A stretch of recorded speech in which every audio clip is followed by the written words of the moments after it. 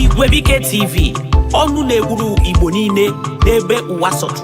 Ndị papa, ndị mama, ụmụ okorobịa, ụmụ agbọghọbịa, ụmụaka, geenụ ntị. Igwebike TV ọ bụ ife onyonyo nke kacha na-ewepụta akụkọ ọma nke na-enyere Igbo niile aka n'ụwa gbaa gburugburu. Tinyenụ ntị na-enenenụ ife onyonyo akpọrọ Igwebike TV. Igwebike TV ọ bụ ọkachamara ife onyonyo nke ndị oyibo kpọrọ TV. Nke a bụ nke be anyị. Ndewonu.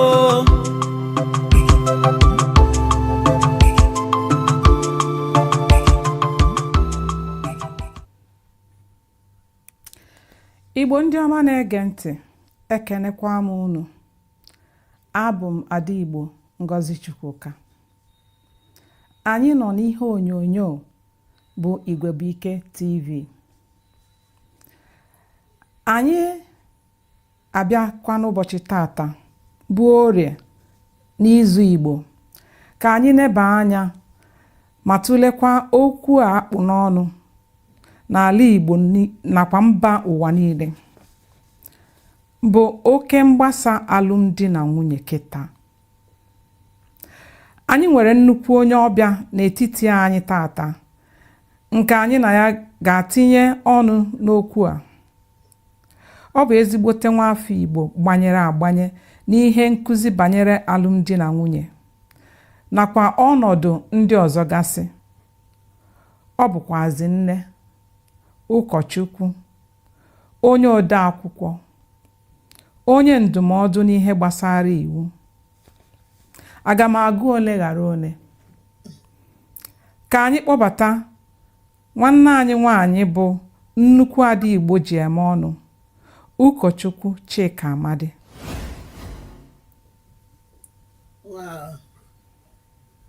Nwaanyị ọma, nnọọ. Nwanne nwaanyị imeela Ngozi. Dịka m si kwuo na mbụ, isiokwu anyị tata bụ ihe gbasara mgbasa alụmdi na nwunye, oke mgbasa alụmdi na nwunye n'ala Igbo tata nakwa mba ụwa ndị ọzọ niile. Biko nwanne m, tupu anyị abanyewe n'okwu a, ọ ga-adị mma ma ijiri aka gị kọwatara ndị na-ekiri anyị na ndị na-ege anyị ntị onye Igbo kpọmkwem. Nwanne nwaanyị daalụ, imeela. Igbo ekele m unu. Obiọma dị m na Igwebike TV. Oge m ghọtara na enwere TV a na-akpọ Igwebike TV, obiọma kpara m nnọọ, obi tọrọ m rịrịrị, and obi dịkwana m ụtọ na enye m this opportunity ka anyị kwuo ihe gbasara alụmdi na nwanyị, because na ihe dị mkpa. Yes, nwanne m nwaanyị, ihe kwuru eziokwu. Awụ m Pastor Chika Amadi na aha bekee m bụ Maria. Awụ m nwa afọ Igbo. Etokwere m na vileji ala Igbo na Imo steeti ebe a na-akpọ Akabo na Guta 2, mana m alụọ di m onye Enugu steeti. So ọcha ndị Igbo anyị, mana Chineke na otu ihe atụmatụ ya shedere anyị nwa bizi London n'obodo. So ebe a m nọkwanụ before m abịa ebe a, oge m gụchara agụ m skuul na university nọ na Abia steeti. First university m wụ na skuul Abia State University, and oge m gụchara that, m bịa dee akwụkwọ abụọ. Otu village ma na-akpọ Akabo, so Akabo as a people. The second one were novel. Igbo is actually Igbo novel, but in English. Title ya wo Agbomma. Then n'akwụkwọ ndị ọzọ m dere, mana enwe nke m dere gbasara alụmdi na nwanyị, the chemistry of marriage. Before m alụọ di, ọwa akara aka m hụrụ Chineke nyekwe m. Every time ndị mmadụ nwee nsogbu na alụmdi ha akpọkọta m. Ihe ọbụla m gwara ha ga-egete, marriage ha ga na-aga n'ihu. Mana ewepụkwa nke ahụ site n'ike Chineke. Oge m bịara n'obodo a, oge m dị ebe afọ 19, nọ na village, oshi na university bata ndị town council akabo village anyị akpọpụta m si m soro ha among all the young people.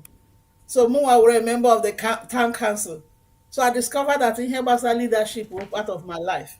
So n'obodo anyị nọ na London na 2014 to ruo 2018 mbịa zọọ ọchịchị na local government a na-akpọ Harrow Council. Then mbịa nweta ọchịchị wụrụ councilor ji help ndị isi ojii anyị. Mana ka anyị ga-achịkwanụ na ihe anyị na-akọ. So mụnwa alụọla di ya anọna m na di gafee 20 ọgụ agafeela 20 years. ọgụ afọ Ọgụ afọ na anọ anwekwana ụmụaka anọ. Chineke nna dị ebube. Yes, ihe kwuru gbasara ịgbasa di mgbasa alụmdi ọ dị ebe ọbụla ọwụ naanị ala Igbo ọ na ebe ọbụla betike ala Igbo na-atụ m n'anya because oge m na-etokwanụ ọwụ a na-anụ na ndị mmadụ na-agbasa ọwụ ihe ọhụrụ and ọwụhụ ihe dị mma. So ọ dị mma na Igwebuike TV chọrọ ilenye ihe anya email. daalụ nwaanyị ọma. Tupu anyị agawa n'ihu ịga ineba anya n'akwụkwọ ahụ ị dere, ka anyị bidogodo n'okwu a bụ okwu akpụ n'ọnụ n'ụbọchị tata.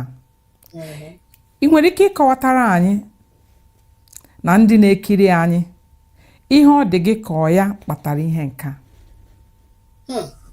Ya wụ ihe ọjọọ alụ agbasa. Well, ihe na-ebute ya na-awụghị otu ha abụọ. O dependre na ihe na-eme. First, for me, eche m na ọwụ ihe ndị ọcha na-akpọ background ndị mmadụ si bido marriage. Otu ha si bido. Enwe ndị especially ụmụ agbọghọ ha na-ele ihe onyonyo ihe TV. Mgbe a na-eme ihe dịka film. So ha na-awụ ọchị ya. Eche ha na ihe ahụ otu ọlụlụ di dị. Na ọ bụ just ama ha na ihe ahụ ihe a na-act ọwụ ihe a na-akpa ọwụ otu ahụ ka o shidere.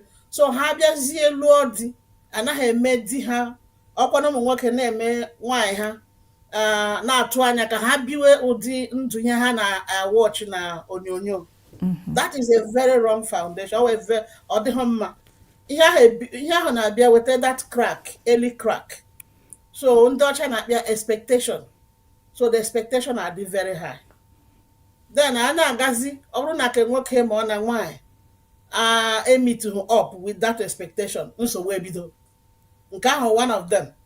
Nke ọzọ wụ enwe ndị na-alụ nwaanyị ụmụ nwoke ha eburu n'obi na nwaanyị na ndị family ụmụ nwoke ahụ na nwaanyị abịara nnọọ ihe ọ bịara wụ ịsa efere ịkụ naanị ịmụ ụmụ ọgwụ ịghọtago ọgwụ sara ya efere zara ya ụlọ lekọta anyị enweghị onye na-asị elekwana ihe anyị emere nwaanyị.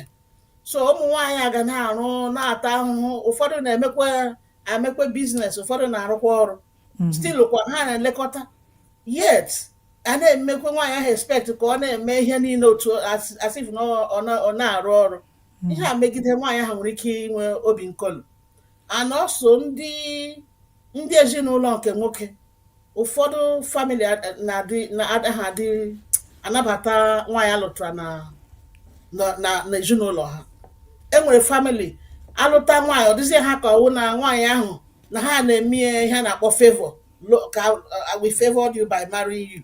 So because of that ihe ọbụla anyị gwara gị ịnweghị ọnụ okwu enweghị ihe ọbụla anyị gwara gị ka ị ga-eme. Nwaanyị mama ha ga-enwe ọnụ okwu na alụlụ di ahụ. Nwanne ha nwaanyị ga-enwe ọnụ okwu na alụlụ di ahụ. Nwanne ha nwoke. So marriage ahụ Princess Diana nke ebe anyị nọ ya si na the marriage dị crowded. So this thing family member ọ dịka marriage ahụ adịla crowded because nwoke ahụ enweghị akọ n'uche nke ya before o mee ihe ọbụla o yeje gba ndị family ha. So ha ndị family ha. So instead of family dị suppose ịhụ nwaanyị a lụtara asụ part of them na ọgwụkwa mama ke nwoke dị suppose iwere ke nwaanyị asị nwa ya nwaanyị otu o si wuru nwa ya nwoke. Mana ụfọdụ ndị nne anaghị ahụ like that. nwaanyị nwa m nwoke, nke a bụ nwa m, so ha na-abịa kewachi ezinụlọ ahụ. Ụdị ihe ahụ anaghị adị mma, ụmụ nwaanyị anaghị alaiki ya. Ọ ga-eme ụmụ nwaanyị enwe obi ọjọọ and it will lead to divorce. So marriage ahụ ọ continue like that, ọ ga-agbawa, marriage ahụ ga-agbasa. Ọ dịghị mma. Daalụ nwaanyị ọma, daalụ. Mere. Nsoro ihe ikwu kịta, ajụjụ m abịa n'uche gị, kedu onye ma ọ bụ ihe a ga-ebodo ajọ ihe a na-eme n'ala anyị nakwa na mba ụwa dum? Ọ di ka a na-ebodo, ọ nwunye ka a na-ebodo, ọ ndị be nwunye? Kedu n'uche aka gị, kedu ihe ọ dị ka ọnya ka a ga-asị ọ ebe a ka ọ dị? Okay, ajụjụ gị amaka. Well, ọ dipendịrị na ezinụlọ ọbụla. O nwere ụfọdụ mkpa ahụ si na nwoke na nwaanyị ya, nwerekwara ndị ọzọ ọwụ ndị ụmụnne ya na ụmụnne ya na nne ya ha, high expectation. Ndị ọzọkwa ọwụ societal expectation, ihe na-eme na the whole society na-eme impact. Ala n'ala Igbo most times ọwụ extended family members, ndị ụmụnna. Like now, nwoke na nwaanyị nwere ike ibiri ụzọ ije. One day ụmụnne eburu akpa ma ụma agbahụkwanụ ha na ha na-abịa ịnọ mebi otu ọnwa ma ọnwa abụọ, eburu akpa jọsọ bata, nwaanyị agaghị ama. Then mgbe ahụ ọ batakwa, mebi ha na-akọ mkpata, ha chọrọ ịkpa nkata, agaghị akpụ ya mgbe nwaanyị ahụ nọ na ya, ma mgbe ọ bụrụ na ọ mama nke nwaanyị nke oge nke nwoke ahụ pụrụ. So a na-eme ihe ahụ, ọ na-eweta ọgbamaghara n'ezinụlọ, because onye nke ọ bụrụ na onye bịara iletewo mama nke nwoke, nke nwaanyị ga na-efe iluzi na ahapụrụ ya, na ha na-eme agba izu, akpachapụ ya. Yes. So ihe ahụ na-ebute nsogbu, ọ na-ebute nsogbu. So n'ụlọ echere m na ihe ahụ ebe nsogbu chedere. Then ihe ọzọ wụkwa amekwe n'ala Igbo particularly, na at times alụọ nwaanyị bataghala n'ụlọ ọkụsa ahụ, ọbịa tewa akwa, o were akwa tinye, anọrọ n'ụlọ ayiri akwa ahụ a na-ama ama, o were kechie n'obi na-agagharị gbaga. Nwoke na-apụ na-ahụ ụmụ nwaanyị ndị ọzọ na-asapụ ahụ, so ọ pụọ ebe ahụ, anyị ga na-elegharị ụmụ nwaanyị ndị ọzọ. Ọ bata n'ụlọ le nwaanyị ya, ọ naghị ete isi ya dị aghasa, ọ gaghị ejikezi ama, and eleje ọ dịkwanụ deti, ọ naghị emezi ụlọ. So kedu ebe nwoke ya ewerezi ịkpahụ isi nri, ịkpahụ imezi ụlọ ama, then leziekwe n'onwe onye ahụ, ọ naghị eme ya. So ihe ahụ emekwanụ nwoke abịa lewe anya ebe ọzọ, ihe ahụ na-eticha marriage. So marriage were a big thing, a big institution that ma nwoke ma nwaanyị ga-akpachapụ anya, onye ọbụla ga-akpachapụ anya, do the best. Then ahapụkwa n'ala Igbo, even apart from that, ịma n'ụlọ now, oke agụụ nọ n'ụlọ. So o nwekwara ụmụ nwoke ndị na-anaghị maybe ha na-agba mbọ mana ego anọ. So ego anaghị apụtacha. So nwaanyị nwere ike gbagide mba mbọ, ndị enyi ya nwere ike ịdị na-asị ya, lekwe dị ụzọ dị otu a, lekwe ụzọ dị otu a, o nwere ike ọ gaghị eriwe ụzọ, and nwoke ahụ mata ọ bido ha gaghị eriwe ụzọ, ọ gaghị na-erubeziri ịdị isi.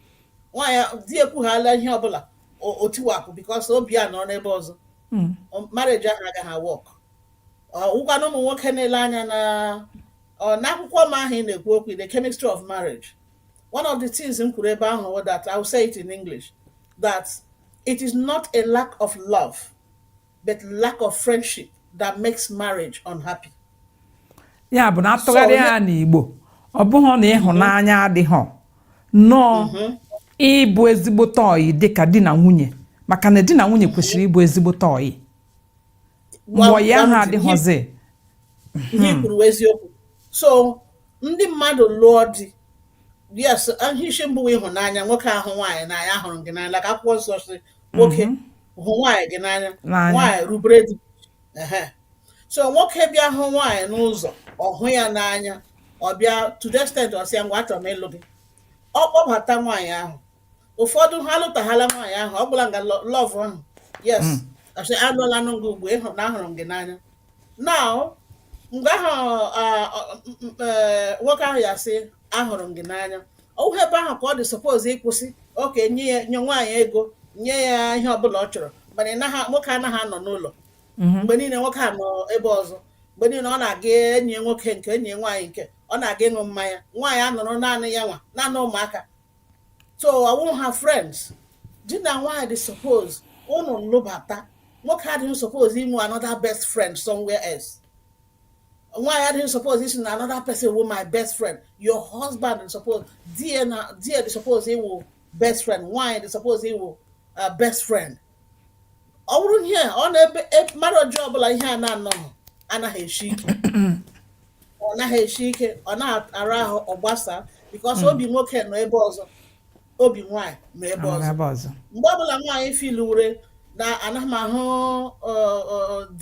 ahụ di ya anaghị alọta abata biznes ma ọrụ nke ọzọ wee rie nri awọchị ya tv nwa ka eje hie ụra ọ dị mmanụ ihe a na-etisa marriage because very soon agaghị aghọtazi onwe ha marriage ga-etisa nke ọzọ ụmụ nwaanyị anaghị erubezi isi because ugbu a nọ na ya na-awụzi ego na-achịzi ụmụ nwaanyị na-erube ma nwoke weta ego ụmụ nwaanyị erubewe isi ọ na-enwe ha ego achọghị irubezi isi again na akwụkwọ nsọ si na nwaanyị ga-erubere di ya isi ma ọ gị na-akpata ego kara digo ma ị na-akpata ego ma ọ gị nwa ka akwụkwọ gụ or not akwụkwọ nsọ even na omenala anyị nwaanyị ga-erubere di ya omenala Igbo anyị a ga na-erubere di isi no matter ọ bụrụ na family unu buru ji ego it doesn't matter ịbaghala nga sị na nga aka ha nwaanyị ka ọ na-ejido di ya ọkwa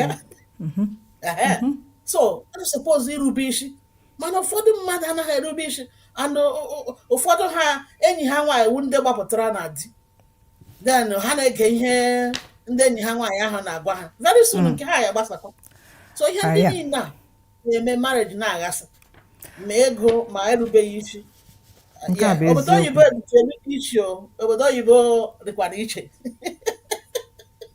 ka obodo oyibo dị iche the pressure obodo oyibo dị iche so ka anyị hapụgodi that word na ka anyị cherugodi na nke ahụ ịma na n'ala Igbo na-ekenye nwaanyị di nna ya na-adị ọdụ ka ọ na-aṅụ mmanya na-apanye ụmụnna a na-agwa ya na ị ga-erubere di gị isi nke ahụ bụ eziokwu n'ala Igbo maka na n'oge gboo ezinụlọ ị ga-ahụ nwaanyị ihe ọ na-akpọ di ya bụ nna anyị so mana kịta ịmago ihe emegherichago ụfọdụ ihe ewepụgo ha n'akụkụ mana ọ na-emebiri anyị ihe na-achọ ịjụ ihe ịhụkọrịta n'anya dịka ikwu na mbụ ịhụkọrịta n'anya na irube isi n'etiti di na nwunye ya bụ nwaanyị na-erubere di ya isi dịka nna nwe ụlọ nwoke a na-asọpụrụ nwunye ya dịka nwaanyị ọ nụtara dowe n'ụlọ kedu ka ịhụnanya ịhụkọrịta onwe ha n'anya na irube isi a nwere ike iji nyere di na nwunye aka ibi n'udo? imeela ajụjụ nke ị jụrụ amaka well ihe abụọ wụ ihe na-eme ka enwere ihe ndị ọzọ mana ịhụrụ ihe abụọ ịhụnanya yes na nwaanyị irube ọwụ ya wụ ihe a na-akpọ the agalaba the pillar na-hold marriage so ọ bụrụ na nwoke na nwaanyị lụọ ha nwoke agaghị asị ugbu alụọla ndị because ịma na ile anya ụmụ nwoke anyị adịghị mma iji ọ na-ekwu achọghị ikwu anything like I love you ahụrụ gị n'anya ọ na-ara ha ahụ ọ bụchaghị ihe ụmụ nwoke na-eji ike ekwu adị ụmụ nwaanyị ọ na-atọ anyị ka a na-agwa anyị ahụrụ gị n'anya nke a bụ eziokwu exactly enwere onye dere akwụkwọ si na enwere 5 love languages because those love languages ụmụ nwoke dị suppose because akwụkwọ nsọ and omenala anyị bụ na nwoke ga-ahụ nwaanyị n'anya nwaanyị ga-erube isi. So ụmụ nwoke dị suppose ịgụ akwụkwọ ma ọ jụọkwa na ajụ, gbaa mbọ mata ele otu m ga-eshiji nwaanyị m na ahụrụ m ya n'anya, gosi nwere ike ịdị na-azụtara ya ihe mana ihe ọ chọrọ ka ijide ya aka, ihe nwaanyị chọrọ ka ị nọrọ na-ege ntị. Ụmụ nwaanyị laikiri ha dị ha bata inye ha time, gịnị ya kparịkọta nkata ihe ahụ unu na-akpa bifo unu alụọ. Ịchọta nwaanyị ihe ya n'ụzọ si na ahụrụ gị n'anya, ị ga-gịnị ya nọ 1 hour 2 hours na-akpa nnọọ ruru ihe onye ọbụla na-achị ahụ na-atọ ya na anụtabala otu nwa bata, nwoke a na-anọzi n'ụlọ ọ bataghala, ọ wụzi kọmand enweghị ebe a na-akpọzi nkata na-achịzi ọchị. Nwaanyị enweghị ike ịnọ na usekwu, nwoke abịa ebe ahụ soro ya sị ei nne kee ka ị mere onweghị. So ihe niile ahụ a na-emete weta mgbawa obi and etisa ha, ọ ga na-etisa ha. Mana ana m asị ụmụ nwoke jụsia na ike mepee ọnụ. Ụmụ nwaanyị nwere ike isi me na ahụrụ gị n'anya na ana m azụrụ gị George, ana m azụrụ gị Hollandis, ana m azụrụ gị. Nwaanyị laikiri ya mana ọhụhụ ya wụ ihe niile anyị nidiri. Anyị chọrọ nnụkata kpọkwana nwaanyị gị ahụ a na-atọ ụtọ, oriakụ m, nwaanyị m, obi m, odozi akụ m, onye niile a na-atọkwana anyị ụtọ. Ịgbakwana nwaanyị ahụ gị nwa enweghị nwaanyị ọzọ na-atọ m ka gị nwa, enweghị nwaanyị ọzọ ga-eme m otu isi eme m.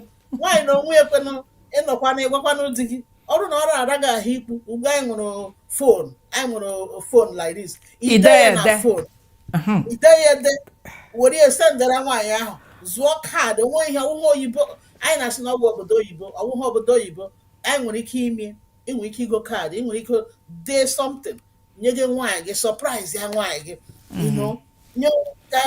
na-eso ekwenye ya esusu ọnụ ma ọwụ hug, ele gị na-akpọ hug ibiọma mee ka marriage gị dị sweet. Lenu Obi Cubana ọnụ kata tuwe nwaanyị aha. Gịnị mere nwaanyị ahụ na-agaghị eji na ịghọtago ahụ na-atọ ya ụtọ, ahụ na-atọ ya.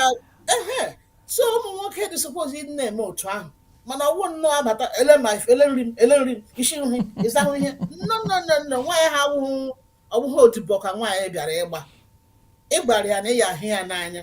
Mebi ọnụnụ mere marriage na chọọchị, ị ga n'ihu ndị niile ị gwara na ị ga-ahapụ onye ọbụla na ọwụ ya nwa onye ga-akpanye ịhụnanya gị. Den ọnụ birizie n'ụlọ ichefuzie ya, ọ sị naanị ego biznes ka a ga na-akpa, ego ka na aga na-akpa. Echiri ihe azara ụlọ ọbụla naanị ihe a na-anụ n'ọnụ ụlọ, a na-anụ switi, a na-anụ honi. Mbanụnụ ọ dịghị mma. Anyị ga-echenji otu ahụ ka anyị let's go back ụmụ nwoke anyị. Daalụ. O nwere ihe imetụburu aka m chọ ka anyị jekwa anyị ọzọ. O nwere ka isi tinye okwu ụmụ nwoke ọ pụọ ọ kwadote, ọ sechara akpịa, ọ pụọ ya na ndị enyi ya eje ṅụrụ mmanya, mere ihe ndị ọzọ niile, ọ nata. Ajụjụ m bụ, o kwesịrị na ọnọgide agorogoro na nwoke nwere ike dịka n'ụwa nke anyị nọ n'ime ya kịta, maka na ihe ụfọdụ agbanwechego. Amaghị m dịka n'oge gboo ha na-eme ụdị ihe dị otu a, dịka na nwoke nọgide ọchị nwunye ya ngwa kwadote ka mụ na gị na-abụ sokene pụọ ihe a na-apụ, anyị jekene tukwuru ofu ebe gbatịa ụkwụ, ṅụkwanụ mmanya mụ na ndị ọyị m na-aṅụ, ma ịmago kpakwanụ nkata mụ na ndị ọyị m na-akpa na-abụghọ n'ime ụlọ be anya. Ọ dịghị ka ihe kwesịrị na ọ ga na-adị, ọ bụghị ihe a ga na-eme mbọchị niile, mana ọ dị ka ihe kwesịrị na ọ ga na-adị n'etiti di na nwunye. Nwanne nwaanyị imeela, ọ wụ eziokwu, ọ bụ ihe dị suppose ime. Ịma na ndị mgbe gboo enwekwana ha ụzọ nke ha si na-eme joliment ha, enwere ha ụzọ nke ha, mana ụbọchị echenjiele. Onwe ihe dị njọ na anụkata gị na nwaanyị ga-ejike. Ụfọdụ ụmụ nwoke na ha hụ ụmụ nwaanyị outside na-acha ụcha jikejide ya ma akpọrọ ha gawa restọrant, ọ ha gwa ndị mee nwaanyị gị ka ọ dị ka nwaanyị ahụ na outside. Zụọrọ ya ụdị efe ụmụ nwaanyị ahụ na outside na-eyi, zụọrọ ya ụdị ishu ahụ, mee ya otu ahụ nwaanyị ahụ ịlaikiri otu o si adị outside. Mee nwaanyị gị ka nwaanyị ọbụla mara mma, nwaanyị ọbụla mara mma. Yes, ọ bụkwa n'oke ego. owu oke ego iji hala nwaanyị ego si ya look achọrọ m ka ị brush ya ọ nwaanyị ma ihe ọ ya eme kpụrụ ya one day go outside only two of you ọwụkwa weta ụmụaka ma ọ bụ ndị enyi sef ụnụ mmadụ abụọ gaa na outside kpata rie ihe kọta akụkọ nọkọta nnọọ gere onwe ụnụ ntị n'olu donwe ụnụ ntị n'olu because communication mkpakọtarị na-eme ka ọlụlụ di na nwaanyị shi ike so ụnụ nọrọ ebe ahụ nwa onye atọ nọ ebe ahụ nwa onye anọ dị ebe ahụ ụnụ nwere ike ịdị na-akpa too onwe ụnụ ebe a ndị nwaanyị ị na-emezi ama na nke ị na-emezi ema na nke a mana nke ọzọ a achọkwana m ka ime ya otu a nwaanyị ahụ kwana emepe obi gwakwana ya sị ya ịwụkwana ezigbo ị na-alaki m otu isi eme mana achọrọ m ka ichenji ekwenu nke ichenji eke ha kparịa nkata nwaanyị efilukwenu that kind of feeling so onwe ihe ọjọọ nọ na ya at all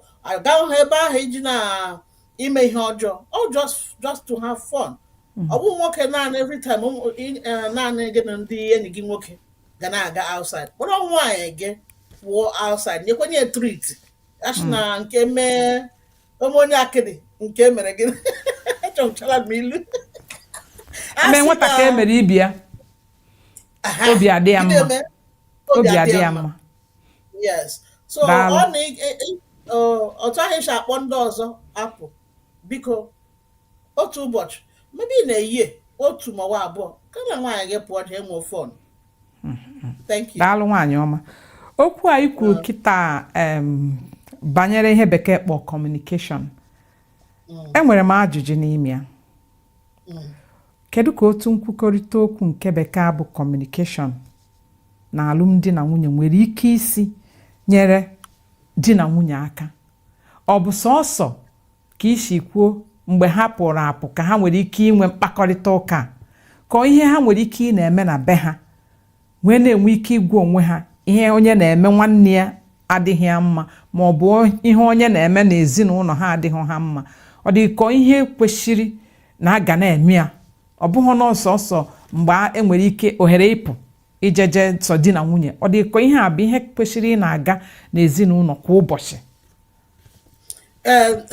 eziokwu ebe ọbụla ohere pụtara ịkpa nkata ma n'ụlọ ihe m ji at times n'ụlọ di na nwunye nwere ndị ọzọ bi n'ụlọ ahụ mebi nwanne ha nwaanyị na nwanne ha nwoke na ya mebi ndị na ha na ya bi n'ụlọ and ha kwuo okwu ndị mmadụ ga na-anụ ya mana ọnụ pụọ outside at times ọ na-anụ nụ mmadụ abụọ mana ọ na-anụ nwere ohere na mebi chie mgbe onye ọbụla pụrụ outside onweghị communication dị very crucial gba nkata and ihe for me ịkpa nkata awụghị just naanị otu enye because n'ala Igbo ọ karị papa ma nwoke nwa okwu ka nwaanyị anụna m di m ọwụzighị otu ihe chetara ugbu a ụmụ nwaanyị nwere akọ na uche achụ na a na-akpa nkata n'ụlọ gị na nwoke kpọọ nwaanyị gị sị ụbọchị dị otu a mebi ka anyị tete mgbe ụmụaka na-ehi ụra kpa nkata ma mgbe ha gara skuul ka anyị kpa nkata ụnụ anọkọta nwoke ikwuo ihe we obi gị nyekwenụ nwaanyị ahụ ohere ka o kwuo ihe we obi ya ọwụhụkwa na ọwụ ihe awụ ihe m chọrọ ka ime ihe m chọrọ ka ime ihe m chọrọ ka ime okwu agwụgwọ nwa onye ọbụla lawanụ no ime otu ahụ enwekwenu akọ na uche enu na nwaanyị ahụ ị na-anaghị atapụ into most ụmụ nwoke asị na ịhụ nwoke dị successful na enwere nwaanyị nọ n'akụkụ ya enwere ihe gị na nwaanyị gị kwuo okwu ige ya ntị enwe ihe ị ga-amụta na ihe nwaanyị na-ekwu so ụmụ nwoke ọbụla ụmụ nwoke Igbo anyị mụọnụ ka esi anọ ọdụ kpọọ nkata kama nkata ahụ eji ịgba mma gị na nwaanyị gị kpaa ya nkata ahụ eji ịgba enyi gị nwoke gị na nwaanyị gị kpaa ya nkata ahụ ị ga-achọgba enyi gị nwaanyị somewhere gị na nwaanyị gị kpaa ya gbazie ya gee ya ntị ya nwee ga-ekwenụ gị ntị ihe a ga na-eme unu na-aghọta ọwụ just and also this nkata awụhụ just business ọwụhụ just business children no ihe gbasara unu lekọta lonwe unu si kamgbe anyị ji biwe together na ihe ewekwana ihe na-akọ ọsọ anyị mkpa ma ọ bụ ihe ewekwana ihe anyị na-eme dị mma oke ọnọ nke na-akọ ewetara nsogbu ụnụ mmadụ abụọ asị oke ele ihe anyị ga-eme tụketị ọnụ si ele ihe anyị ga-eme ka anyị ghara ịdị na-adaba n'ọnwụnwa onye ọbụla ekwu obie ekpekọta ya den jide aka si Chineke nyere anyị aka ọ dị very important. Apart from that, nọrọ ọdụ jọsụ si nwaanyị m n'ụbọchị taa nọ achọrọ m ka mụ na gị nọrọ, achọrọ m ka ị matakwa n'obi m nọkwanụ n'ebe a onwekwanụ nwaanyị ọzọ na-aba m n'anya ihe ọ dị mma. So ọ dị mma communication anọ na nwaanyị gwakwanụ gị ihe na-ewutie nwoke gee ntị because at times ụmụ nwoke na-adị defensive. At times nwaanyị nwere ike ifile maybe let's say na nwoke ahụ na-arụ ọrụ and enwere nwaanyị na-adị nnọọ na-abịa na nso anụ nwaanyị gị akpọ gị sị gị di m lezie anya na nwaanyị a na onwe ihe m na-ahụgada ịchịkwala nwaanyị ahụ mechie ọnụ ịdị suspicious no o nweriri because ụmụ nwaanyị anyị na-aghọta ihe quickly than men. So gee nwaanyị ahụ ntị ọ ya hụkwala na ha ịdịla jealous ị na-ala ike ka mụ na ụmụ nwaanyị ndị ọzọ kwuo no gee nwaanyị gị o nwere reason ọ na ọ hụrụ gị n'anya ọhịa o ji na-agwa gị ihe hei daalụ nwaanyị ọma ihe nke a na-atọ m ya. Enwere m ajụjụ ọzọ. Ọ bụrụ na nwoke ma ọ bụ nwaanyị ahapụ nwunye ya ma ọ bụ di ya gaa na-eso nwaanyị ma ọ bụ nwoke ọzọ n'ilo, kedu ka ihe dị otu a nwere ike isi na-emetụta ma ọ bụ na-emebi alụmdi na nwunye? Chawarụ n'ala Igbo mbụ ọkwa na-arụ ọ bụrụ ala Igbo n'ala Igbo mgbe ochie enwe ndị na-alụ ụmụ nwaanyị abụọ bifo ha nwa sef jee lụọ ụmụ nwaanyị agaghị agwa nwaanyị ha bi n'ụlọ si na enwe nwaanyị hụrụ mana Christianity abịago gwa anyị na ofu nwoke ofu nwaanyị nke ụka wetara nke ụka wetara. Ọ bụrụ na anyị nwawo ndị na-aga ụka ma ndị na-aga ụka echi a na-eme ịgba nkwụ ma ọ wụ marriage church anyị na-enye what we call vow. Anyị na-ekwe nkwa bido nwaanyị ahụ aka kwenye nkwa si na onwe ha onye ọzọ naanị gị nwa. Mgbe ọbụla nwoke hapụrụ ihe ahụ gaa chọwa nwaanyị ọzọ ma ọ nwaanyị ha mebiele iwu and ụfọdụ nkwa ahụ ha kwere onwe ha so ụfọdụ mmadụ na-ada ọrịa ma ghọtahụ ha n'ọnwụ ihe a ha na-emebichi na-eburu ha ọrịa. Ụfọdụ na-ada maybe business ha na-eme very suddenly ahụ ha nwere onwe ha ama ha n'ọnwụ mụrụ ihe a piom ha na-epigharị na-eme ha affect. Ọ dịghị mma atọ. Onye Chineke onye ịlụrụ gị nwa kpachara anya one day si na ihe onye m chọrọ ịlụ elekwa ihe wee chọwakwa tinyekwa ọwụ greediness. Akpọrọ m ya greediness. Greediness ele ihe ị na-achọ gwa outside ọ dịghị mma because ọ na-etisa marriage just na you cannot serve two masters. You cannot carry two women and expect that you will give your wife 100%. Your wife nwaanyị nwoke deserve whole love. Ọ bụghị iwere nyetụ nwaanyị obere inye nke ọzọ obere. Nwaanyị anụ outside na-alụ ha alụ onweghị mgbe o ji no matter otu o si hụ gị n'anya intention ya wụhụ for your good. The intention ka o tinye agbamaghara n'ụlọ ahụ. Nwoke ọbụla hụrụ onwe ya n'anya ndụmọdụ na-agwa ndị mmadụ ụmụ nwoke wụ o nwere ihe atọ na-egbu nwoke. Otu wu ejighị akụ na uche lụọ nwaanyị. Nke ọzọ wụ ọka aṅụrụma. Nke ọzọ wụ ịchụ ego n'ebe na-adịghị mma. Nwoke ọbụla wụ nnọọ ije nwaanyị gị nọ n'ụlọ anya gị nọ piom ebe ọbụla nwaanyị gafere ebe ọbụla ị hụrụ nwaanyị chụrụ gaa nwoke ahụ agaghị ebi long. Ọ na-enye nsogbu and ọ ya eme affect the marriage. Ọ na-eme affect the children. Akpachaghị anya alụmdi na nwaanyị ahụ ga-agbasa. So ụmụ nwoke biko nụ dee nwaanyị onye nke ahụ ị lụrụ ya ju gị afọ. Nwaanyị gị ju gị afọ. Enwe ihe nwaanyị ọzọ nwụrụ outside ị nwụrụ nwaanyị gị na-enweghị. Maintain na nwaanyị gị gụọrọ ya ihe ọbụla o nidiri and ihe ahụ na onye ahụ na outside aka hụ nwaanyị gị mma mana ịhapụ nwaanyị gị ọ na-ata ahụhụ ị na-ewere ego na-eweje ebe ọzọ gị you are shooting yourself on the feet. you are shooting yourself on the feet. So ọ dịghị mma, ọ na-eme mmechasị ọlụlụ di na nwanyị, ma nwanyị chụwa daalụ nwoke ọzọ ma nwoke chụwa nwanyị ọzọ. Thank you. daalụ daalụ Nneọma. Ọ em imeela. dịka n'oge gboo, nwoke chọọ ịnụ nwaanyị ọzọ dịka i kwuru, ọ ga-agwa nwunye ya ọ na-anụgo anụ. Nwunye ahụ na-esokwazi eje anụta nwaanyị a ga-anụ. Eziokwu. Ya bụ na dịka nke a anyị na-ekwu kịta, na nke ahụ ndị gboo na-eme, ha na-abụghị ofu ihezi. Maka na ndị nke kịta bụ ọ bụghị nwaanyị ọ na-eje ịnụ, ọ ma na-atụkwu ego na ihe niile n'ebe ndị ahụ. Ọ bụrụ n'akụkụ nke nwoke, ma n'akụkụ nke nwaanyị na-apụ ahapụ di ya eje ebe ọzọ.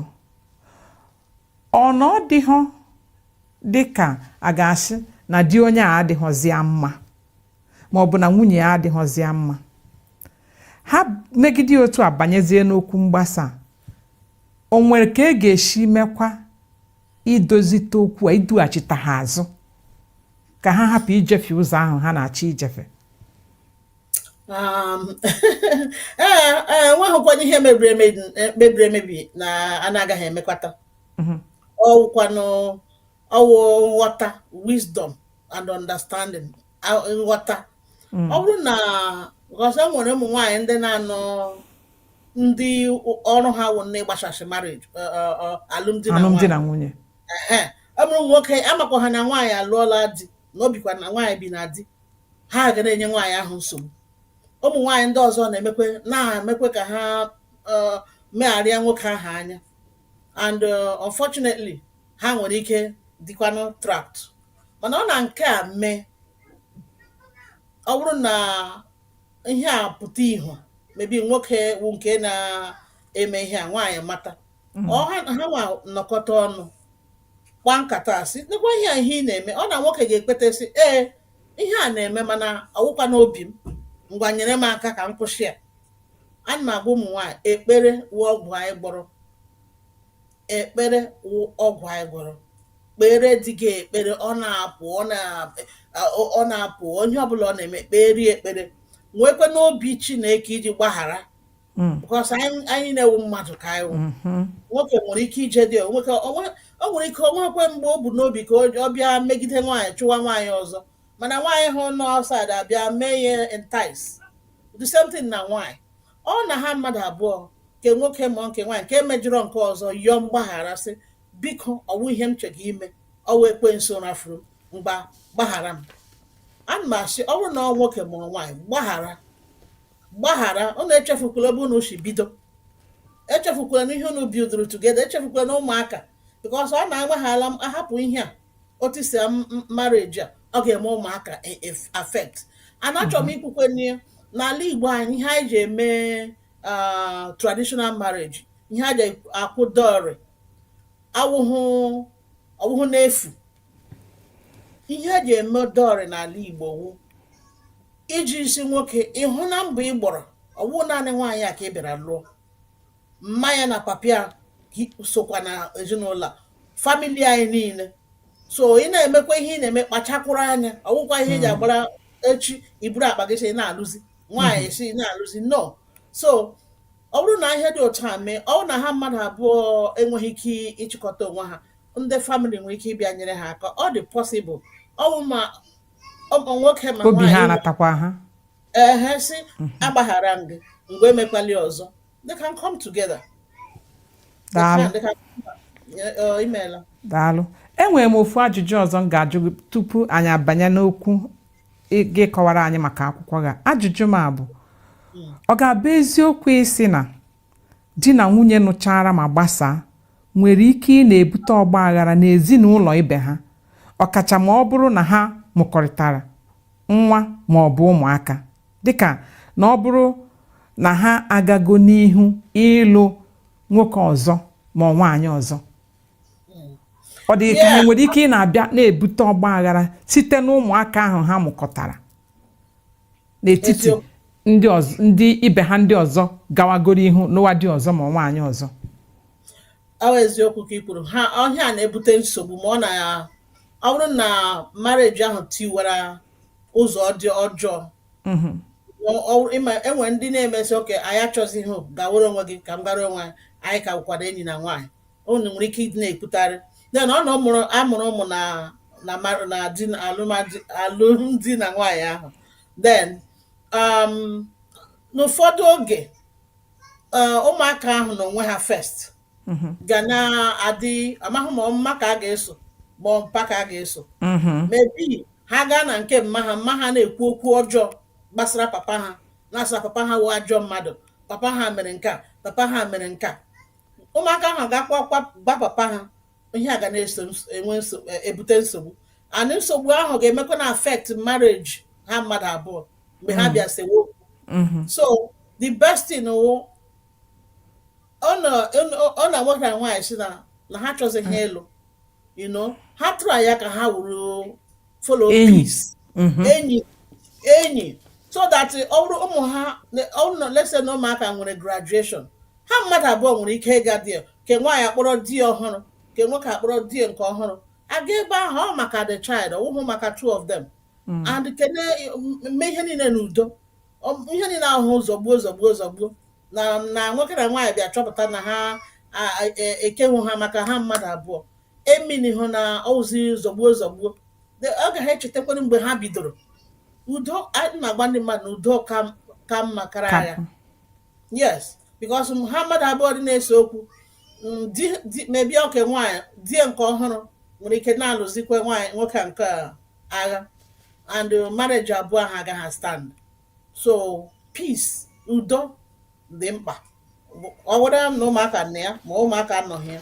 mee n'udo onye ọbụla nwere ike ịhụ onye ahụ echi ga-ekenekwa ya onye ahụkwanụ gị ga-ekene ya ilu ọma ivu na ịlụwa di ọzọ ịkpọọ shia na enwekwana di gị nke gị na ya na-ebihụ ekwe ya nwoke akpọkwa nke nwaanyị ya jikwana ya and onye ọbụla ekene onye udo adịrị between them so yeah that's what I'm going to say that yes nwoke na nwaanyị nwere ike itisa mana omeni hụ na ntịsa ahụ wa agha enwe especially ụmụaka nọrọ ya because mgbe ọbụla ha na-esekwu ụmụaka ahụ ga-asọfa ụmụaka ahụ ga na-ata ahụhụ because amanwụ ha onye ebe ha ga-esowu papa ka ọ mama then echi ha lụkwa di ihe ahụ ga-eme ha affect ha because ha ga-adịkwa brizie ihe a na-akpọ bitterness ele ihe a na-akpọ ya n'Igbo nwee obi mwute ọ bụ ntachịrị ha ga-eburukwu ya gaa n'ọlụlụ ndị ike ha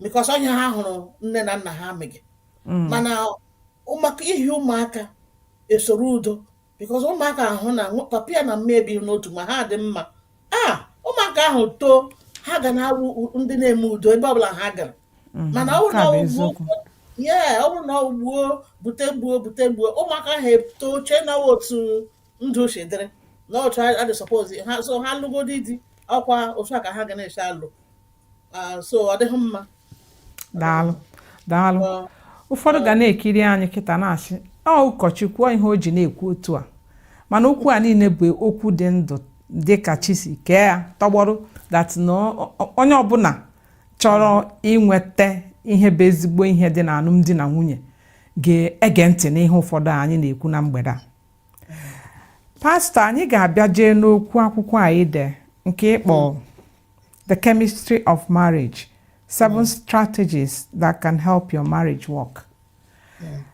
Biko nwanne m achọrọ m ka anyị tụlee ihe bụ ndụmọdụ anyị nyechere na ya bụ akwụkwọ. Ị nwere ike ịkọwatụrụ anyị maka akwụkwọ a? Imeela nwanne nwanyị.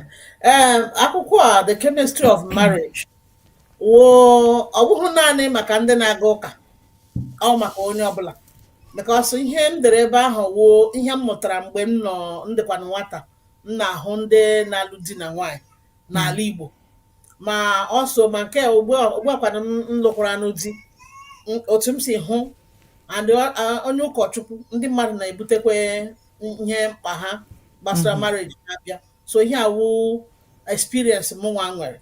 Now I say it's 7 there are so many strategies I have there and the strategies there are how to keep husband and wife together focused.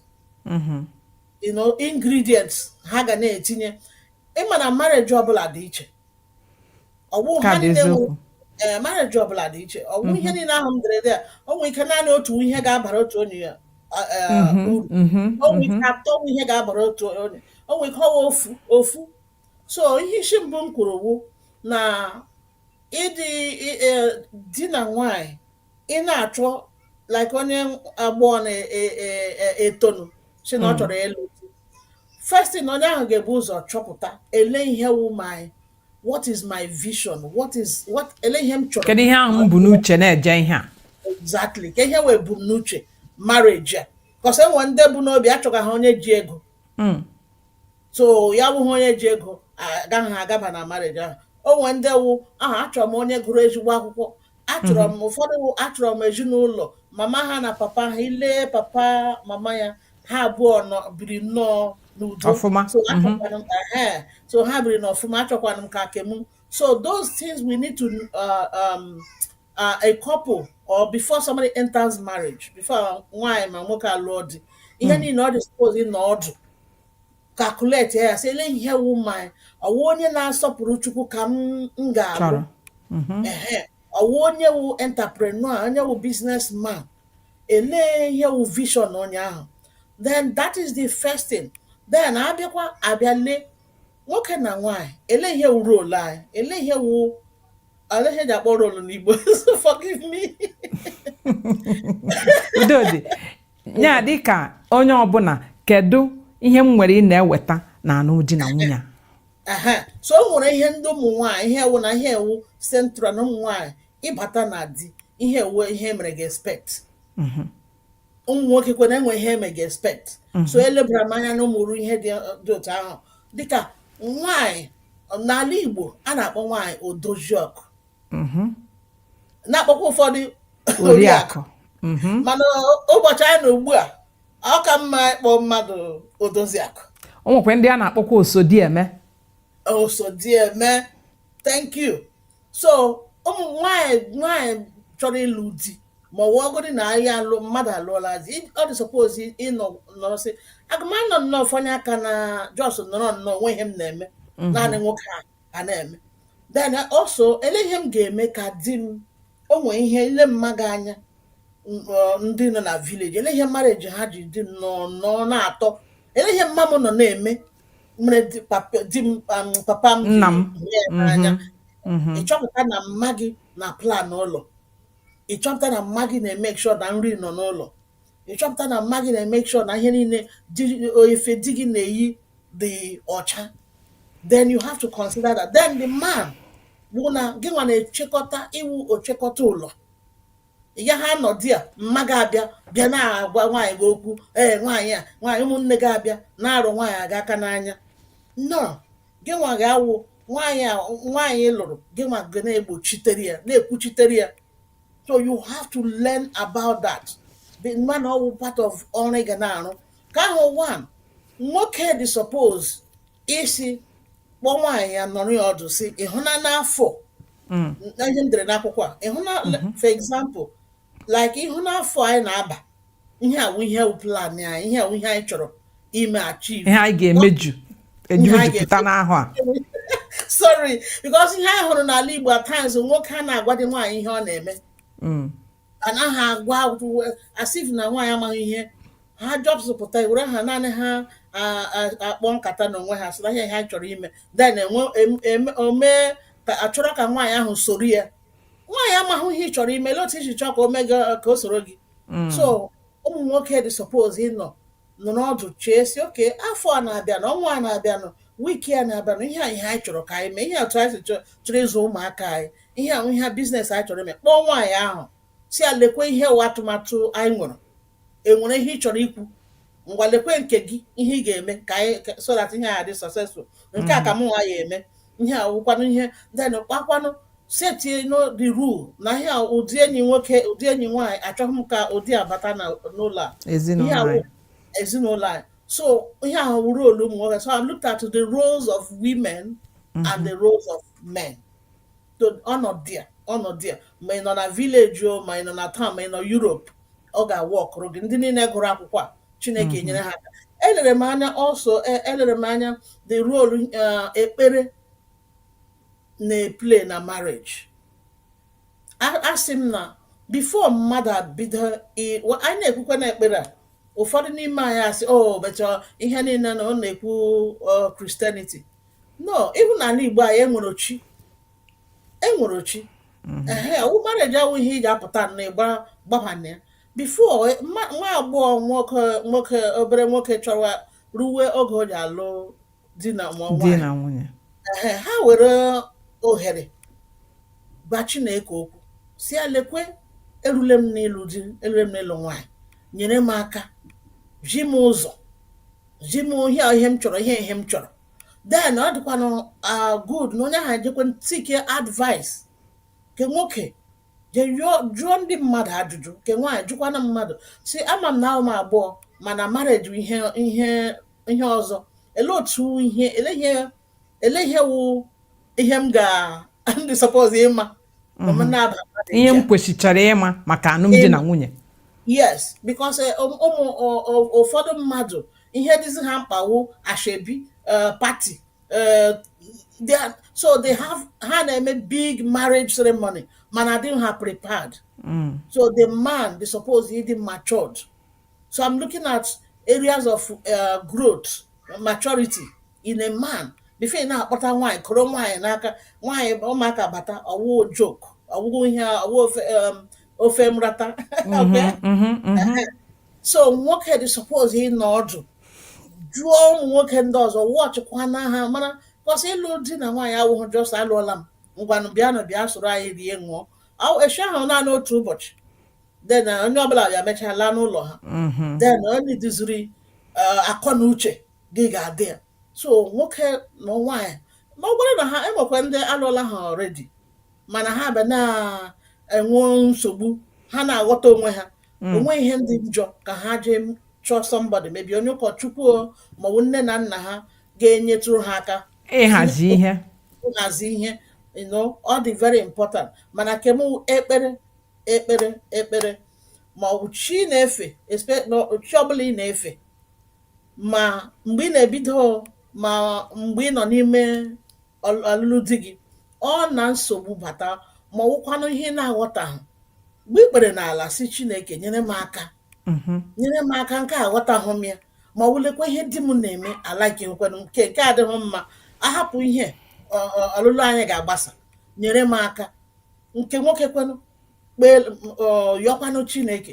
Ọ na-adị na nwaanyị na-ekpe ekpere mgbe ọbụla ha hụrụ onwe ha na ihe ga na-eme ha na-alaikehụ, ha abụọ kpee ekpere, mgbe ha bịa mitie udo ga-anọ ha n'obi. Nwaanyị, ana m asị ụmụ nwaanyị biko, ohere ọbụla ị nwere kpere di gị ekpere, ekpele ka nsogbu bata bifo ga ekpewe ekpere, chọwa ndị ya ekpere gị ekpere. Ụbọchị ọbụla kpere di gị ekpere, nwoke ụbọchị ọbụla kpere nwaanyị gị ekpere.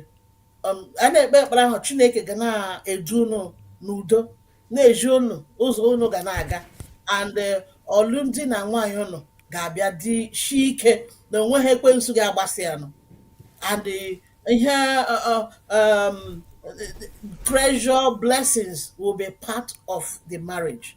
So ekpere is very important. There are so many other things I looked at in that marriage. Like I said it before, that it is not a lack of love, but lack of friendship that makes marriages unhappy. So this is an area. At times people, Lord, ha si, nwaanyị m gị suppose na-eme m obiọma. Mba, ọwụ nwaanyị gị, yes, ihe ọ na-eme nwere ike na-eme gị obi aṅụrị, mana onye ọbụla dị suppose inwe obi aṅụrị n'onwe ha. Ma nwoke ma nwaanyị dị suppose inwe obi aṅụrị n'onwe ha.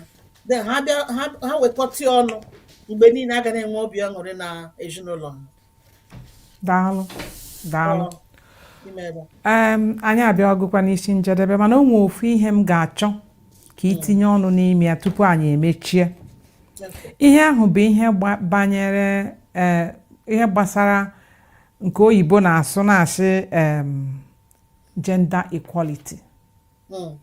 Ya bụ na nwoke na nwaanyị kwesịrị ịha ọha n'ihe ha na-eme, ọ bụ n'ezinụlọ, ọ bụ n'ọrụ, n'ihe ndị ahụ niile.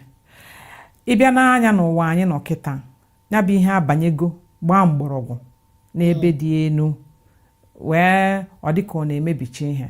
Mana ọ dị m ka ọ nọ na anyị aghọtachaghị ya.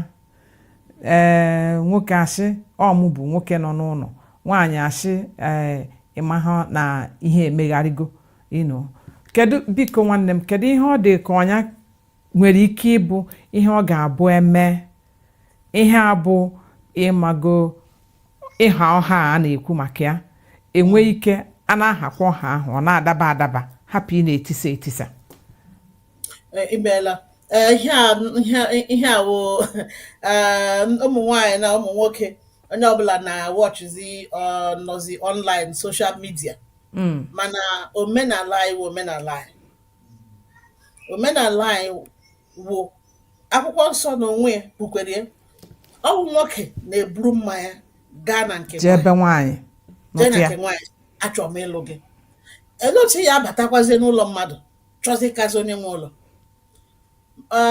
My husband, di m na-asị na anaghị adị two captains in one ship, or that ship will sink. So marriage ọbụla nke nwaanyị sizi na ya wụzi ya na di na-azọzi ọkwa onye nwe onye isi ma onye abụọ, marriage ahụ agaghị asa, ọ dịghị mma. Ọwụ otu o shedere, ọwụ otu nwoke wu onye isi ụlọ. Ihe menụ ụmụ nwanyị na-ebido agha ebe nwoke na-anaghị egere nwaanyị ntị. Ọba ọbụla nwoke na-anaghị egere nwaanyị ntị, nwaanyị ahụ ga na-abịazi na-egekwanụ ntị outside, bịazie na-alụzi ọgụ si na anyị ga-adịzi ikwo. Mana nwoke wu onye isi ụlọ, omini hụ na nwaanyị ahụ wu odibo, omini na nwaanyị ahụ enweghị akọ na uche. Ọ bụ onye inyekọrọ gị aka. Onye ahụ bịara inyegoro gị aka ga-enwerịrị ihe o nwere ike ịgwa gị, because onye ahụ chọrọ inyere gị aka ga na-ahụ ihe ndị na-anaghị ahụ. Nwaanyị gị enwe ihe ị ga-eme ịchọrọ ime nwaanyị gị na-agaghị ahụ. So nwaanyị ahụ nye gị ndụmọdụ, werie. Enwe nwaanyị ọbụla na-enye di ya ndụmọdụ, di ya tụgharịa ya si imeela ga-achọwa ka gị na ya. So ọ bụ mgbe ụmụ nwoke bịa mewe nwaanyị na-eme ihe a na-akpọ press, ka ụmụ nwaanyị na-achụ ka ha rịarịa. Mana ya bụ mmegide nwaanyị, wetuwe ya ewetuwe.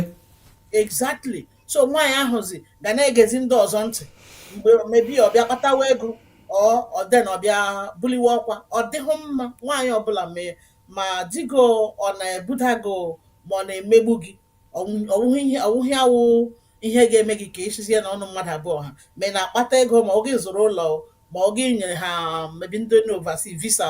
Ọwụ ihe ga-emezi ịkazie nwoke. Ọwụghị otu ahụ ka esi eme n'ala Igbo. Ọba ha aba, ọ dịghị mma.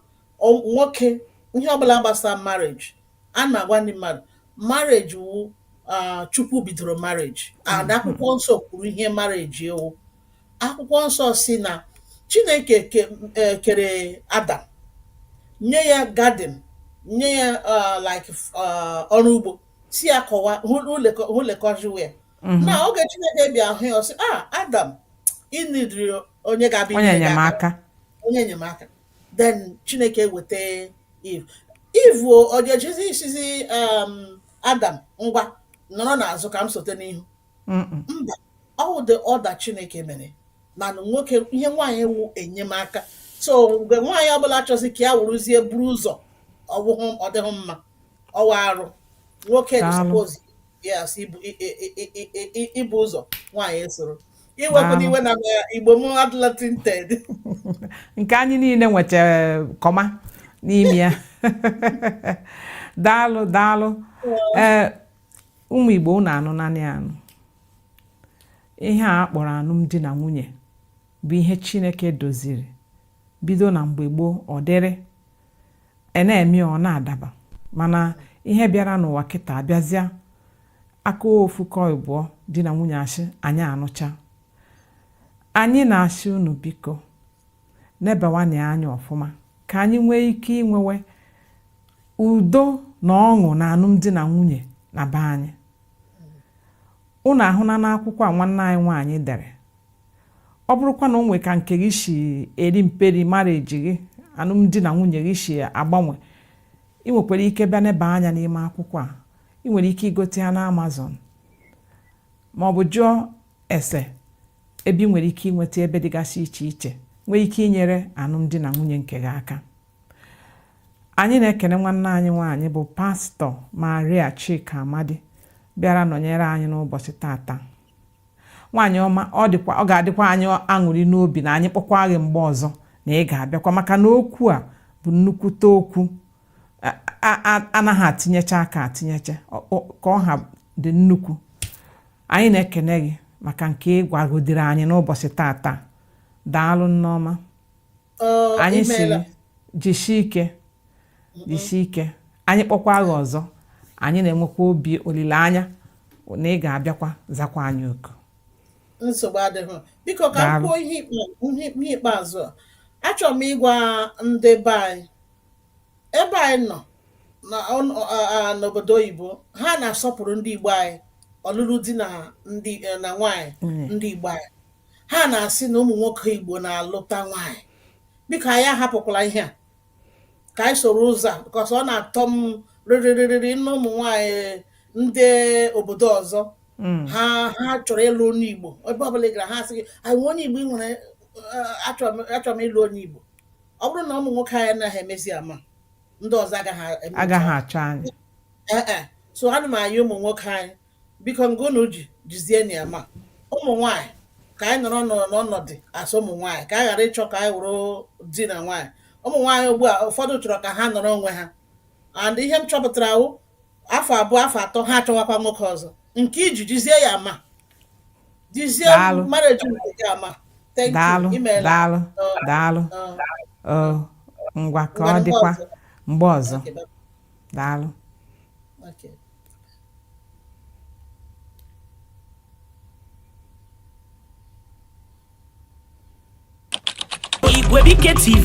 Igwebike TV, ọnụ na-egburu Igbo niile n'ebe ụwa sọtụrụ. Ndị papa, ndị mama, ụmụ okorobịa, ụmụ agbọghọbịa, ụmụaka, geenụ ntị. Igwebike TV ọ bụ ife onyonyo nke kacha na-ewepụta akụkọ ọma nke na-enyere Igbo niile aka n'ụwa gbaa gburugburu. Tinyenụ ntị na-enenenụ ife onyonyo akpọrọ Igwebike TV. Igwebike TV ọ bụ ọkachamara ife onyonyo nke ndị oyibo kpọrọ TV. Nke a bụ nke be anyị.